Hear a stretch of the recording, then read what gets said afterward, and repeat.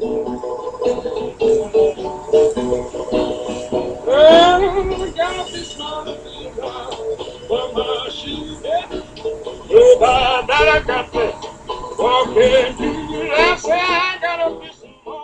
story I'm going to share with you today is one that I've heard my whole entire life. It's the story of how my grandparents, James and Juanita Level, got married. Now, the story really begins, like many others, when you're talking about people getting married. They met when they were young in school, and they grew up around each other in the community where they lived. They went on dates, barn dances, 4th of July celebrations, and different things like that. Now, as their relationship progressed, they decided to get married, but there was a problem. Juanita's parents didn't really approve of James, which was strange to them because James's brother was married to Juanita's sister. So, for some reason, they still didn't like James, didn't think he was good enough.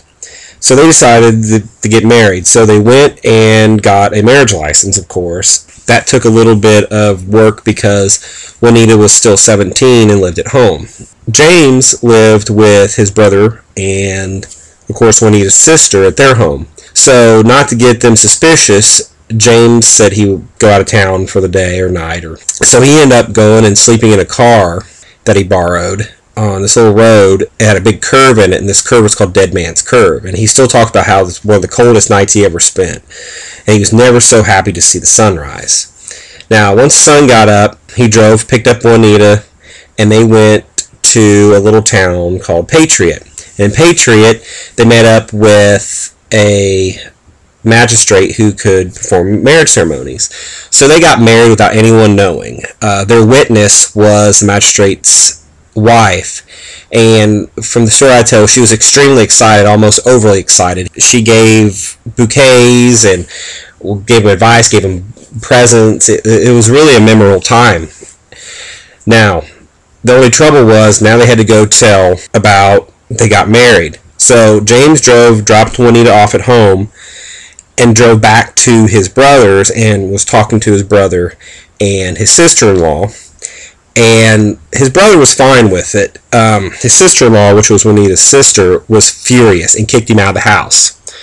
So, as his term was, he had to man up and go back to his new in-laws' house and pick up Juanita and explain what happened. So they did. The problem was that they couldn't move in with Marie and Cecil, and Juanita's parents wouldn't let them live with them. So they ended up staying with friends here or there, and James got a job in Charlestown, Indiana, which was like an hour and a half away from them. So they ended up moving down there and living with a couple. My grandmother Juanita did odd jobs. My grandfather worked at a plant that made bombs pretty much at the time. But that was for about a month, and then my grandfather James got drafted in the Army, and he ended up getting stationed in Fort Lauderdale. So, against everyone's approval, my grandmother went down there with him and lived in Fort Lauderdale.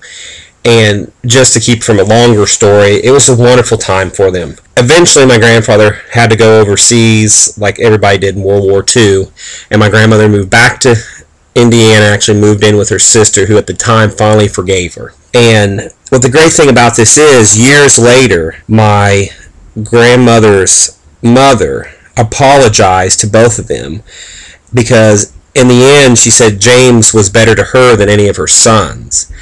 And James and Juanita were married from 1941 all the way until my grandmother passed away in 2008. And even though that she's gone, every anniversary I hear this story, and I love listening to my grandfather tell it because it gets more vivid and it has way more emotion into it in the past. And from these two people and their will not to let people take charge of their lives, they had a wonderful family, 3 children, 5 grandchildren, 7, 8 great-grandchildren, and it really became a great family and a great story.